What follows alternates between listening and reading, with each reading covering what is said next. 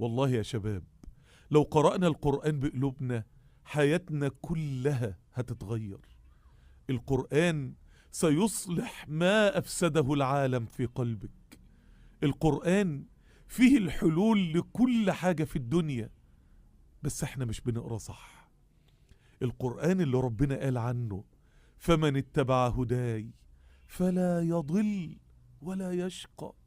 أكتر حاجتين عاملين أزمة عند الناس كلها: التوهان، الناس تايهة، الشباب تايهة مش عارفين يعملوا ايه، والشقى، الشقاء والضنك والحالة النفسية المحطمة والمحبطة. الله وعدك انك لو اتبعت القرآن هتتعصم من الاتنين دول.